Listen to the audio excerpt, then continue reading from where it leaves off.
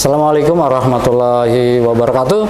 Salam sehat Tribuners. Kembali lagi berjumpa bersama kami dalam program Pilkada Lecture. Kali ini kita bersama tamu istimewa Kang Djaro Ade. Bersama saya Dodi Hasanuddin. Saya Amdi Sofiandi. Kita kulik siapa sebenarnya Kang Djaro Ade. Kang, Assalamualaikum. Waalaikumsalam warahmatullahi wabarakatuh. Sehatnya Kang? Kang Dodi, makasih. Sehat. Alhamdulillah. Di, ini Kang Ade ini bukan sembarang orang loh. Bukan KW-KW. Bukan KW-KW, apalagi KW-KW. Orang beneran ya? Orang beneran. Beliau ini juga legend di politik, di dunia politik di Kabupaten Bogor. Mungkin nasional ya Kang? Belum lah. Oh, belum ya? Belum. Kalau lihat dari sejarahnya, beliau ini punya sejarah yang cukup mumpuni, Bang. Iya. Sudah paripurna lah. Sudah paripurna ya? Cuman kayaknya ada target-target tertentu nih buat di 2024. Oke. Tanya aja langsung. Iya. Tribuners, Kang Ade ini malang melintang di legislasi, di legislatif. Beliau pernah menjadi Ketua Komisi C, Wakil Ketua DPRD, dan Ketua DPRD Kabupaten Bogor. Dan terakhir menjadi calon Bupati Bogor. Kita doakan aja. Semoga tahun ini bisa jalan lagi. 2024 lanjut ya? Lanjut. Kalau kemarin kurang tipis lah. Iya. Tapi kita tahu siapa, kita bahas dulu siapa sih sosok Djaro Ade. Kang, kan Akang ini nama lengkapnya Ade Rohandi. Ade Ruhandi. Ade Ruhandi. Kok ujuk-ujuk ada panggilan Djaro Ade sih? Ya. Terima kasih teman-teman yang luar biasa. Ini Jumat berkah ya. Iya, Jumat berkah. Jumat berkah.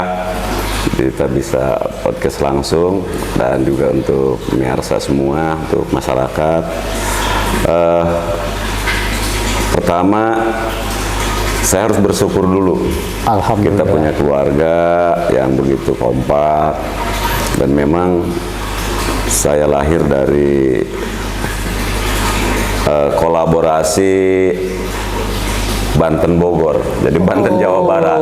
Tapi kan Banten itu dulu juga masuk Jawa Barat dulu kan, sebelum pemekaran. Dan ibu saya asli dari Banten, dari Lebak, Kabupaten Lebak, Banten. Dan kebetulan istri saya juga dari Lebak, Banten. Bapak saya asli Bogor, saya keturunan Jasinga. Jasinga kan banyak sejarah, Jasinga itu ya. Dan semua selalu support sih kepada keluarga saya, adik-adik saya, kakak saya terhadap perjalanan karir dalam politik saya. Apakah dari mulai dulu kepala desa. Saya kepala desa 8 tahun. Itu kepala desa yang masih 8 tahun tuh karena transisi Undang-Undang 99 di 2009 sehingga hanya di Kabupaten Bogor ada 28 kepala desa yang berbarengan dengan saya Pilkadesnya. Nah gitu. Nah kebetulan desa ini kan desa Cileksa yang saya pimpin itu di perbatasan Banten. Kalau dulu di tengah-tengah karena Banten masuk Jawa Barat. Oh, perbatasan Banten. Ya, begitu posisi pemekaran Banten, desa Cileksa itu ada di batas Banten dengan Kecamatan Cipanas, Kabupaten Lebak. Nah, sehingga kalau di Banten pemimpin apapun di dalam pemerintahan itu biasanya dibilang Djaro. Oh. Jadi kepala desa, ada juga kadus juga, kadang-kadang memang dibilang Pak Djaro. Kalau di Wetan itu kan Ciamis, Banjar ke sana kan Kuwu. Oh, gitu kan ya. Nah, istilah. Gitu. Jadi, tapi istilah Djaro itu kan tidak mesti harus kepala desa sebetulnya. Tokoh-tokoh di wilayah kadang-kadang ya itu kan sebutan. Ternyata kok populer. Jadi apa namanya kadang-kadang ya Pak Djaro gitu. Pak Haji Djaro gitu, karena kita pernah kepala desa, sehingga nama itu akhirnya saya kukuhkan gitu. Di pengadilan. Maka apa namanya nama Djaro itu memang ada di penetapan pengadilan. Jadi waktu saya nyalon DPR 2014 itu sudah ada di kertas suara, nyalon Bupati 2018 ada juga di kertas suara karena ditetapkan di pengadilan seperti itu. Dan support dari keluarga, terutama dari istri juga alhamdulillah. Nah, istri saya enjoy saja kalau posisi saya udah berjalan dalam dunia politik. Dia selalu mensupport saya, dan kebetulan juga kadang-kadang kita membagi waktu sering ke Banten karena di sana juga ada pesantren yang memang diurus oleh keluarga, peninggalan dari mertua, peninggalan dari kakek istri. Kalau istri kan kebetulan dari ibunya keluarga besar pesantren, dari bapaknya juga keluarga besar pesantren gitu. Jadi kalau kita pulang ke Banten itu ya sudah sarungan. Sudah sarungan. Jadi alhamdulillah. Jaro itu sebutan untuk tokoh masyarakat ya? Tuh, tokoh masyarakat. Berarti Kang Ade seterusnya jadi tokoh masyarakat dong? Iya dong. Jaro Ade kan? Iya, nama. Jadi ada beberapa tokoh yang bicara ke saya. Dia usul, wah nama Pak Jaro Ade jangan hilang katanya. Pak Jaro Ade mau jadi ketua DPR, wakil ketua DPR, ketua komisi, jadi anggota DPR. Ya julukan Jaronya Pak Haji Jaro Ade tetap sapaan sehari-hari. Sapaan sehari-hari biar Pak Jaro Ade nggak lupa diri. Tetap introspeksi diri bahwa Pak Jaro Ade orang yang memang berangkat dari kampung, berangkat dari sebuah desa tertinggal. Dulu kalau berbicara tentang pendidikan kami sangat cukup prihatin. Di kampung saya untuk sekolah SMP saja itu hanya 2 orang. Oh, yang bisa? Yang bisa sekolah, anaknya kepala desa dengan saya. Itu pun dua-duanya harus berakhir. Tidak bisa menyelesaikan. Kenapa? Karena jarak jauh, untuk kontrak tidak punya uang, karena kita berangkat dari keluarga yang ya keluarga petani gitu. Jadi kalau berbicara tentang perjalanan kita cukup memang apa namanya, apalagi bicara perjuangan pendidikan itu sangat. Saya kalau ada teman konsultasi atau apapun berbicara pendidikan selalu support. Tapi sekarang alhamdulillah pasca saya jadi kepala desa, di desa juga anak yang ke SMP, yang ke SMA itu selalu disupport. Ada SMP kelas jarak jauh, dan kita selalu kolaborasi dengan apa namanya, dengan teman-teman mahasiswa, dengan beberapa kampus yang memang membackup itu. Seperti itu. Tadi kan udah jelaskan ya, bro, soal itu Kang Ade, soal apa sejarah nama Jaro ini nggak main-main tuh berarti nama. Udah jelaskan ya? Iya, nggak main. Terus udah tahu nih nama Jaro itu dari mana asalnya. Nah, ini kok kenapa tiba-tiba nih mau terjun ke dunia politik? Ini ada apa? Ada inspirasi apa pengen terjun ke dunia politik? Apa emang cita-citanya jadi politikus? Emang dulu cita-citanya apa, Kang? Apa kan? Mau jadi presiden kah? Bupati kah? Kan ada aja kan? Iya, Masa kecil kita gitu kan? Iya. Gimana kan? Setelah apa namanya gape apa cita-cita kita harus setinggi-tingginya ya. Setinggi-tingginya, walaupun juga dalam posisi jabatan apapun takdir itu sudah ditentukan oleh Allah. Tapi ikhtiar harus dilakukan. Kalau di partai politik, saya tuh dari mulai pertama coblos partai itu sudah di Golkar. Dan saya pernah jadi ketua pengurus desa. Kalau sekarang kan PDS, dulu namanya Komdes, Komisaris Desa. Terus juga karena dulu reformasi ada PNS, tidak boleh jadi pengurus partai. 1 tahunan saya sempat jadi Komcam, komisaris kecamatan. Kalau sekarang kan pengurus kecamatan. Dari Komcam, terus jadi kepala desa. Dari kepala desa saya juga aktif di DPD Golkar. Karena kalau bicara aturan kepala desa kan multi tafsir. PNS bukan, tapi kadang-kadang ada larangan juga untuk berpolitik kan gitu. Saya wakil bendahara. Alhamdulillah saya nasib bisa beres jadi kepala desa, bisa ke DPR. Dari DPR langsung saat itu mencalonkan menjadi ketua DPD Golkar. Dan alhamdulillah jadi ketua DPD Golkar 2 periode. Saya pernah jadi ketua komisi di DPRD, wakil ketua dan ketua DPR. Dan hari ini saya wakil ketua di DPD Golkar Jawa Barat. Jadi karir dalam politik di internal Golkar saya berjenjang. Dan pengalaman tentu juga pengalaman dalam tahun-tahun politik. 2014 saya ketua tim pemenangannya Pak Prabowo.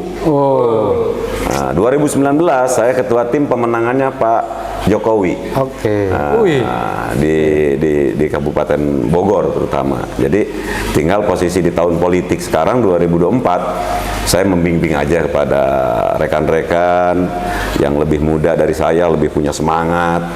Kita tinggal membimbing. Jadi kalau kita di organisasi apapun biasanya penasehat, pembina, gitu kan, atau tim pengarah di wilayah zona Kabupaten Bogor, terutama di Pilpres seperti itu.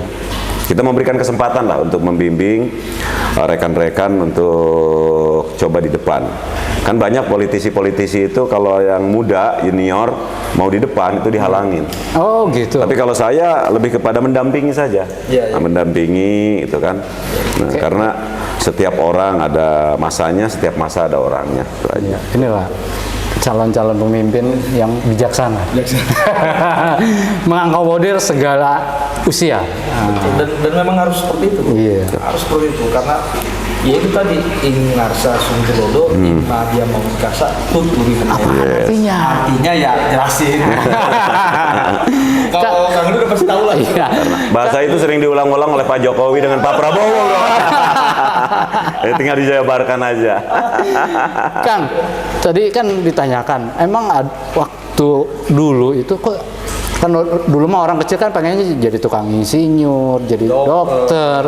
Ini kok tiba-tiba jadi politikus? Itu ada benang merahnya nggak sih tuh? Ya, Gitu ya.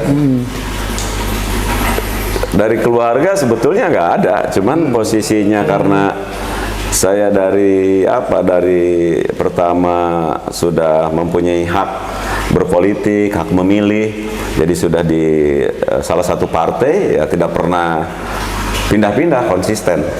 Nah, sehingga secara alami ya karir saya mengalir saja gitu. Alami Jadi aja, bukan karena cita-cita atau apa enggak. Jadi Malah jadi ketua DPR aja tidak dalam cita-cita dulu. Oh gitu ya. Iya, nggak ada misalnya dari kecil saya cita-cita saya pingin jadi ketua DPR gitu dulu, enggak. Apa inspirasi Akang dulu memutuskan ke dunia politik waktu awal pertama kali? Ya awal pertama kali kalau dibicara di dalam jenjang karir pemerintahan, ya pertama itu jadi kepala desa karena ada permintaan dari tokoh-tokoh. Dari permintaan dari tokoh-tokoh karena kebetulan lurah sepuh sudah habis masa jabatan sesuai dengan regulasi undang-undang. Akhirnya tokoh-tokoh itu meminta saya. Di saat tokoh-tokoh meminta saya juga nggak spontan. Dulu saya aktif jadi kepala pemuda, sering menjadi ketua panitia maulid, Isra Miraj, ada pembangunan juga sudah berkiprah, ada kegiatan olahraga, panitia bola, semua. Jadi masyarakat melihat tokoh-tokoh sehingga mungkin dianggap masyarakat ini layak untuk menjadi pemimpin. Nah sehingga dimintalah. Maka kalau ada isu-isu terkait dengan pilkades, sering main banyak keluar uang. Saya boleh ditanya kepada tokoh-tokoh karena masih banyak saksi. Dulu saya nyalon kepala desa nggak pakai anggaran. Oh gitu. Panitia saja nyiapin panggung, tenda, panitia itu iuran masyarakat. Iya. Ada sekdes, mantan sekdes, mantan ketua MUI. Sekarang masih ada, bisa ditanya ke beliau karena beliau adalah panitia. Jadi persiapan pilkades, panggung segala macam itu dulu kan belum ada anggaran dari APBD yang seperti sekarang. Dulu iuran masyarakat. Jadi yang namanya calon itu dulu saya tidak pernah keluar anggaran untuk operasional, tokoh, tim, kumpul-kumpul, enggak. Karena dipercaya ya. Ya, dan raihan suara dulu waktu pilkades tuh tahun 99 saya dapat 99%. Karena dulu suara dari perempuan lawan kita dari suara perempuan dia dapat 63 suara. Dari laki-laki 36. Sisanya semua saya. Saat itu. Gitu. Investasi sosialnya memang dari memang Kang Ade dari dulu aktif berorganisasi, aktif menyapa masyarakat. Jadi warga menilai wah ini cocok nih. Tapi ada isu juga, ada mitos lah.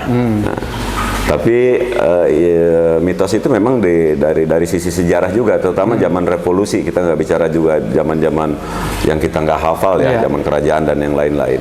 Zaman revolusi saja, revolusi. Dulu masih apa namanya, Pak Ipik Gandamana itu gubernur, mungkin sekarang namanya dulu Patih. Oh, Pati. Nah, bupatinya dulu masih Pak Abdullah. Jadi di saat dulu zaman masih Kejasinga, zaman revolusi, pindah-pindah kan pemerintah Kabupaten Bogor. Sebelum di Malasari Nanggung yang sekarang ada petilasannya, itu sempat singgah di Desa Cileksa. Desa Cileksa, tokoh-tokoh sekarang sudah ada, nggak ada. Jadi pusat pemerintahan itu dulu sempat di Desa Cileksa. Zaman revolusi. Walaupun di dalam buku sejarah tidak tertulis. Tapi kan logikanya dari Yasinga ke Malasari kan melintasi beberapa kampung, beberapa desa. Dulu salah satunya yang dilewati itu Desa Cileksa, tinggal di Cileksa zaman revolusi. Jadi Desa Cileksa itu menurut cerita para tokoh pernah menjadi bagian dari pusat pemerintahan sementara di tempat kelahiran saya. Nah, sehingga Pak Ipik Gandamana itu zaman revolusi baru berangkatlah ke Nanggung. Ada namanya Sungai Ciberang, Sungai Cileksa, zaman gerombolan dulu, sampai Pak Ipik Gandamana itu cerita orang tua dulu, senjatanya aja hilang di Sungai Cileksa. Gitu, karena lagi nyebrang dulu, terus sampai ke apa namanya adanya Kampung Jamang, Sarongge, Desa Cisarua, baru ke Malasari, Desa Nanggung. Sempat Pak Ipik Gandamana itu kan mungut anak, dibawa ke Bandung, dan udah punya anak, cucu, cicit semua, ada saksinya di Bandung. Nah, jadi zaman dulu mungkin Pak Ipik Gandamana pernah juga cerita kepada tokoh. Nah, nanti kalau sudah aman, kita juga sudah di Kabupaten Bogor, sudah melewati zaman kritis, zaman apa namanya, zamannya itu, berdoalah, mendoakan. Mudah-mudahan dari sini, dari kampung, dari desa, ke depan ada yang menjadi pejabat di Kabupaten Bogor. Gitu.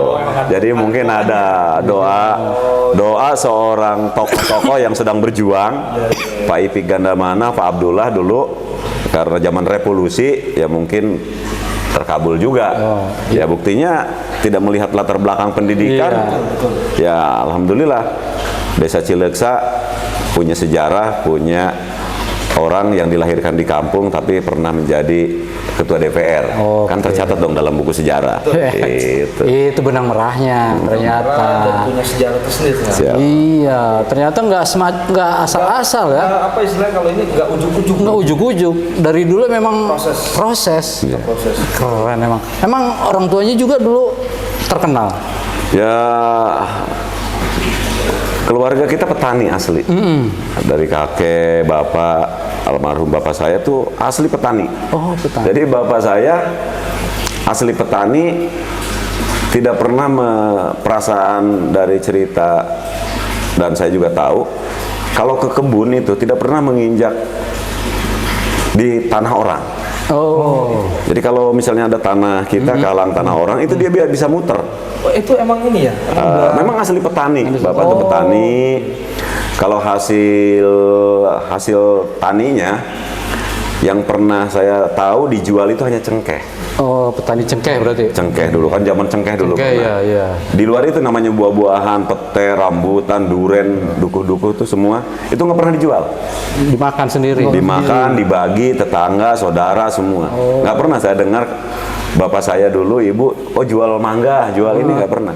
Kalau di kebun itu, jadi asli betul-betul. Jadi hasil dimakan ya, cengkeh itu untuk membiayai kehidupan sehari-hari. Ya dulu pernah ya? Karena zaman cengkeh mahal, pernah apa namanya bagus jual cengkeh dari hasil perkebunan. Berarti kalau begitu tanah Abah dulu luas dong? Ya kalau Abah ya cukup, alhamdulillah dari tahun ke tahun terus bertambah. Karena apa? Dia nggak pernah jual tanah tapi beli tanah. Gitu ya. Asli petani gitu kan. Dan dulu kalau jual beli nggak ada notaris, nggak ada di kecamatan gitu. Kadang-kadang Pak Haji ini apa namanya, kebetulan mau daftar umroh atau mau daftar haji, saya ada tanah, ya minta tolong lah. Kadang-kadang dari mulai digade, kadang-kadang setelah digade dijual juga. Oke. Gitu. Tapi lebih kepada bukan beli tanah nih, tapi niatnya memang orang tua dulu bantu aja, nolong kalau ada yang butuh gitu. Dan orang tua dulu kan paling rajin simpen uangnya, walaupun nggak di bank. Di bambu, di bawah Di bawah tempat bantal tidur. juga, di bawah kasur dulu kan. Di bawah bantal. Di bawah bantal itu. Kang Ade ini anak pertama atau anak bungsu Ya saya anak ketiga dari? dari bapak saya. Dulu ada apa namanya nikah ke ibu saya itu kan nikah yang kedua. Oke. Jadi nikah terus meninggal, punya anak 2, kakak saya, yang satu meninggal almarhum, yang satu masih ada. Baru nikah ke ibu saya. Ibu saya dulu masih di pesantren. Oh, santri. Masih di pesantren, suruh pulang, tiba-tiba kalau anak santri kan gitu. Saminah wa tonah aja gimana orang tua gitu kan. Kawinlah sama bapak saya, sama Duda begitu. Lahirlah Akang, yang pertama. Yang pertama saya. Oh, benar kan? Nah, Jadi tar dulu Tribuners, berarti memang nama Jaro itu memang ada sejarah dari awal sampai sekarang. Jadi nggak asal dipatenkan Jaro ya. Iya. Jadi memang nggak kaleng-kaleng juga. Gimana Bang Ani? gini Kang Ede, ini kan Kang Ede sudah berpolitiknya sudah lama ya, ada 20 tahunan ya, kurang lebih 20 tahun. Ada nggak sih sosok politisi nasional atau ya yang terdahulu yang jadi sosok zaman Kang Ade sehingga Kang Ade ini punya inspirasi gitu, inspirasi untuk wah kayaknya besok insya Allah kalau Allah takdirkan gue menjadi ini.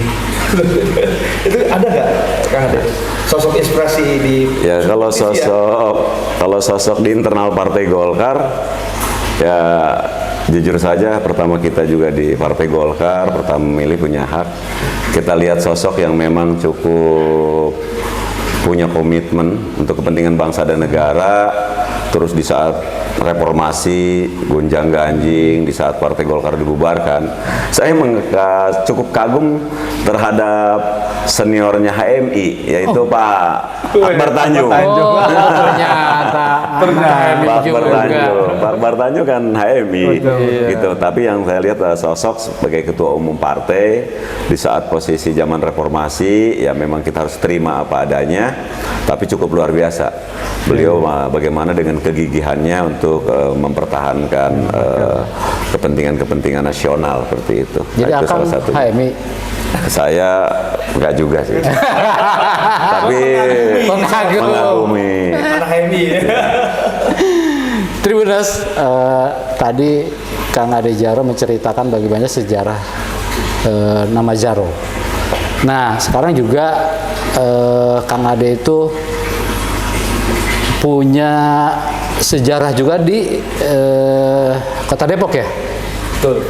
Bagaimana berdirinya Kota Depok itu tidak lain berkat perannya Kang Jaro Ade. Mungkin Kang Jaro bisa dijelaskan? Ya, sebetulnya kalau Depok wilayah pemekaran dari Kabupaten Bogor di saat itu kan posisi kita juga masih tokoh pemuda, sering aktif juga di KNPI gitu kan. Jadi peran kita tidak terlalu banyak, tapi kita juga ikut mensupport terkait dengan pemekaran karena yang lebih berperan dulu Pak Akmal. Pak Muamal. Pak Muamal dan yang lainnya ya termasuk kayak kawan-kawan kita politisi di KNPI saat itu si Babai. Iya. Babai kan saat itu kan gitu. Tapi yang lebih saya mengambil peran yang belum lama. Ada beberapa kewajiban, contoh saja nih, PDAM itu kan masih satu, Depok dan Kabupaten Bogor. Di saat bupatinya Bu Nur Hayanti, saya sebagai ketua DPR, saya saling mengingatkan dengan Bu Yanti, Bu, ini apa namanya, PDAM Kabupaten Bogor ini ada bagian haknya Depok. Nah, kalau bisa ya karena ada amanat undang-undang setelah mekar, anak kita sudah berumah tangga, segala sesuatunya harus diberikan karena amanat undang-undang. Nah, sehingga salah satunya adalah PDAM sekarang sudah dibagi, yang wilayah Depok dikelola oleh Depok, itu ada tanda tangan saya. Ada tanda tangan saya. Jadi seperti itu. Jadi kalau berbicara tentang pemekaran-pemekaran, Bogor Timur, Bogor Barat, kalau orang baru membuat isu bagaimana di tahun-tahun politik hangat kembali, ada yang janji-janji segala macam. kita sudah ikut berproses Oh, bersama teman-teman yang lain tentunya. Jadi dokumen sejarah pemekaran Bogor Timur, Bogor Barat tentu secara kolektif kolegial waktu di DPR dengan teman-teman itu ada tanda tangan saya kok. Oh, Gitu. Jadi pada intinya memang pemekaran Bogor Barat dan Bogor Timur itu adalah sebuah kebutuhan, Iya. seperti dengan Depok, kebutuhan masyarakat, tapi tentu juga tinggal dikembalikan kepada kebijakan pemerintah pusat. Oke. Ya, karena kemarin kan kita tahu kondisi pandemi COVID, anggaran juga mungkin dari APBN kurang. Namanya pemekaran itu kan anak kita mau berumah tangga. Iya, betul. Kita harus pikirkan tuh.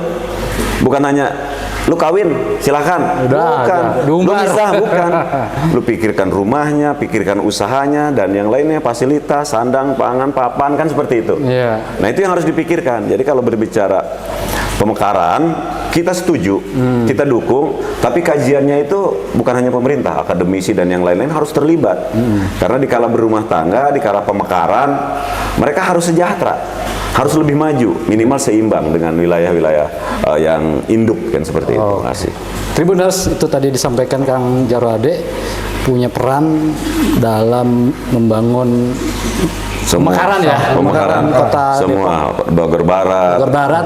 Bogor Timur. Ya, dan Proses itu. dan informasinya kalau moratorium dicabut yang menjadi wilayah kabupaten duluan adalah Bogor Barat ya. Bogor Barat, Bogor Timur, karena prosesnya sudah lama. Oh, itu prosesnya dari lama. tahun 91 kan.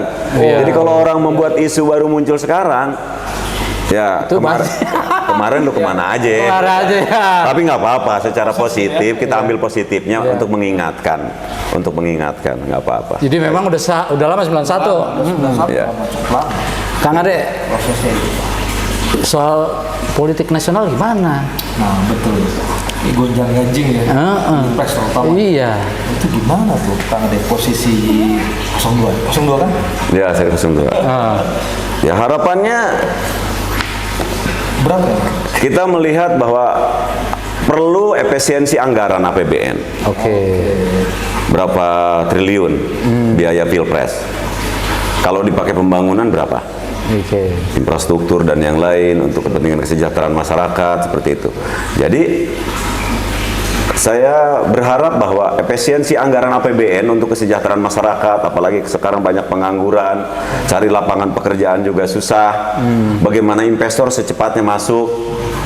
Yang kemarin pengurangan karyawan, ditambah lagi karyawannya perusahaan-perusahaan di saat COVID. Oke. Karena masyarakat banyak yang diperlukan masyarakat lapangan pekerjaan. Betul. Bagaimana dikendalikan sembako, harga sembako dan yang lain. Terutama regulasi ekonomi ini harus berjalan dengan baik. Tidak ada lagi alasan. Wis. Harus menang satu putaran untuk 02. Begitu. Dan merangkul. Oke, Iya, iya. jadi 01 rekonsiliasi. 03 dirangkul untuk kepentingan bangsa dan negara. Tidak bisa oleh 02 membangun bangsa dan negara yang cukup besar, apalagi untuk menuju Indonesia emas ke depan. Iya. Kita harus bersama-sama. Pemilihan itu hanya 1 hari. Iya. Tanggal 14 Februari kita ada perbedaan-perbedaan. Iya. Setelah itu sudah sesuai Kalau dengan itu senangnya 5 tahun. Iya, kita iya. semua harus dirangkul, tentu bersama-sama di atas kondusif, ke bawah kondusif, investor masuk dengan nyaman, berkembang ekonomi, itu yang diharapkan oleh kita. Oke. Kalau bocor-bocorannya gimana sekarang ini? Ya, semua kandidat, semua tim punya strategi, punya Iya. konsep masing-masing. Oke. Punya konsultan masing-masing. Ya, jadi kekurangan dan kelebihan ini akan selalu dilakukan kajian, selalu dibahas, dan kita masih ada waktu sampai tanggal 14. Dan saat ini kan sudah mulai jadwal kampanye yang begitu padat di wilayah-wilayah yang mungkin dianggap lemah, terus kegiatan.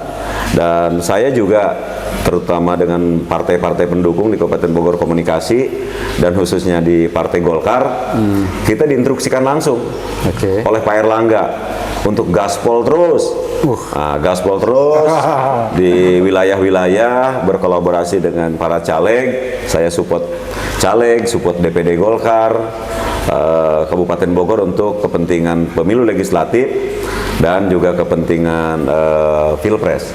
Kita berharap bahwa Kabupaten Bogor terus naik di data survei kita. Yang belum lama kita ada 53,4%. Nah, saya baru dapat informasi teman-teman katanya sudah naik kembali, tapi saya secara akurat belum melihat secara fisik dari hasil data-data survei. Tentu, tapi ada yang harus kita syukuri. Sampai hari ini Kabupaten Bogor masih kondusif. Kondusif itu yang mahal tuh, kondusif. Seluruh partai politik, seluruh para calon, para tim pendukung, seluruh pasangan masih saling menghormati. Itu yang memang harus kita jaga, yang harus kita jaga. Mahal tuh ya? Bahwa yang paling mahal itu. Oke, ini kita sekarang udah mulai sedikit kita ngomong masalah nasional ya, Kang Dodi. Pemilu serentak ini, kalau menurut Kang Dodi ini oke, satu sisi saya yakin semua masyarakat di Nusantara Pilpres ini yang sangat diuntungkan. Nah, bagaimana dengan partai politiknya? Diuntungkan nggak sih dengan pemilu serentak? Karena kan ini ada pemilihan legislatif, udah ada DPRD kabupaten kota, provinsi, DPR RI, DPD, Pilpres. Ini menguntungkan nggak sih buat Partai Golkar ketika diserentakkan gitu? Fokusnya apakah fokus ke Pilpresnya atau adalah kita urus dapur sendiri dulu gitu kan? Nah, gimana tuh Kang Ade cara memilah-milah seperti itu? Ya, saya sih melihat dari ada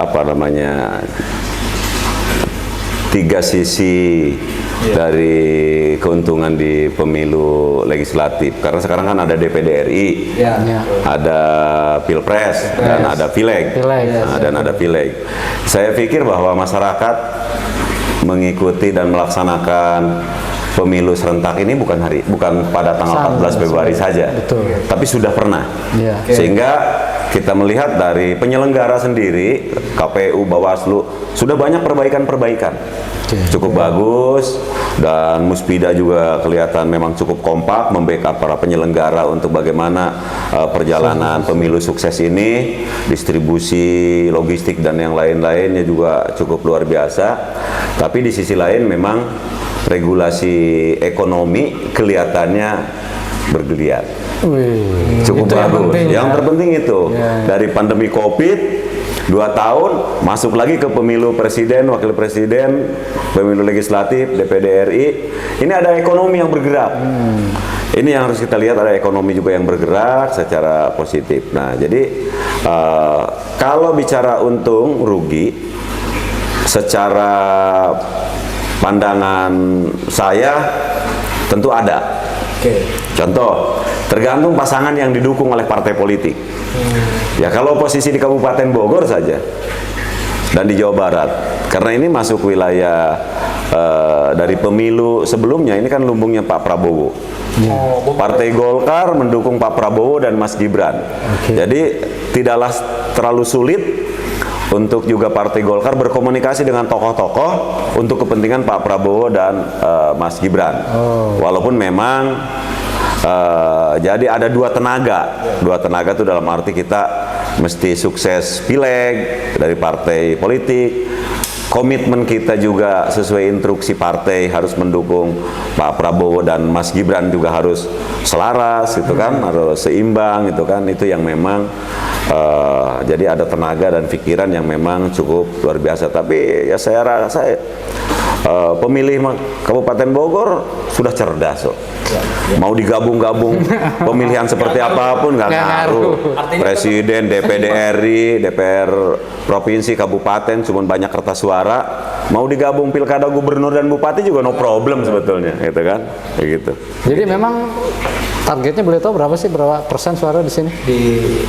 Target nasional kan menang 1 putaran. Ya, di kabupaten. Untuk 02. Berarti secara otomatis dimaksimalkan terus. Oh, sama ya? Dimaksimalkan terus, harus dimaksimalkan terus.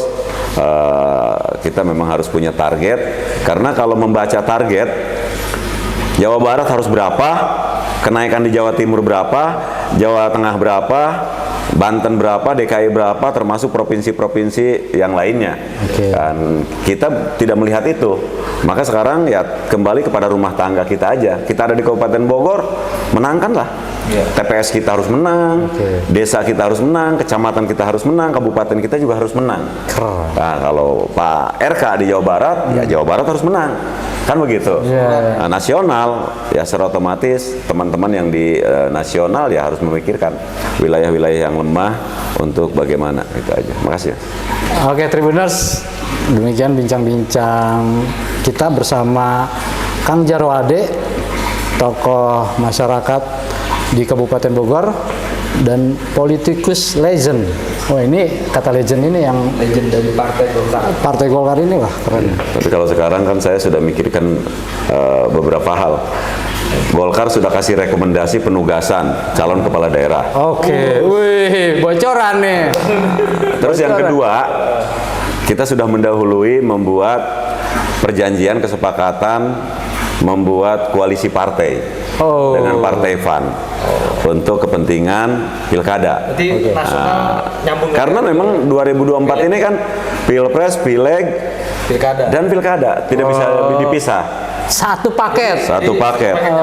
Ya, mudah-mudahan partai-partai di koalisi Prabowo Gibran juga bisa bersama-sama. Kan paling asik bareng-bareng. Dan juga partai-partai yang belum gabung nanti ke depan. Karena kita ingin merangkul semua, menyatukan, menyamakan persepsi, visi misi. Perbedaan boleh-boleh saja, memang harus ada perbedaan. Karena sebetulnya dalam politik kan tidak pernah ada musuh. Yang ada lawan. Lawan debat, kan begitu. Lawan debat, lawan yang nggak ada yang namanya di politik musuh. Nah, kalau orang berbicara ini musuh politik, salah. Itu memang sahabat politik, lawan politik. Karena nggak ada yang namanya akan dirangkul semua ya, dirangkul semua ada yang namanya abadi-abadi. Makanya kalau dalam politik orang bicara tentang punya musuh dalam politik berarti bukan politisi. Karena dalam politik tidak pernah ada musuh. Lawan bisa menjadi kawan, kawan bisa menjadi lawan. Nah, ini yang kan benar nih. Ada itu kan. Makanya kita pertahankan Bogor kondusif. Oke. Terima kasih. Tribuners, demikian tadi bocoran halus. Jadi bocoran halus lagi. Demikian bocoran tipis bahwa Kang Jarwo Ade sudah mengantongi surat rekomendasi menjadi calon Bupati Bogor tahun ini loh. 2004 ya. Apa langkah strateginya nanti di podcast berikutnya ya. Jangan kemana-mana, tetap di Pilkada Lecture. Assalamualaikum warahmatullahi wabarakatuh. Waalaikumsalam warahmatullahi wabarakatuh. Makasih Kang Ade. Siap, sama-sama. Makasih. Jangan lupa subscribe ya.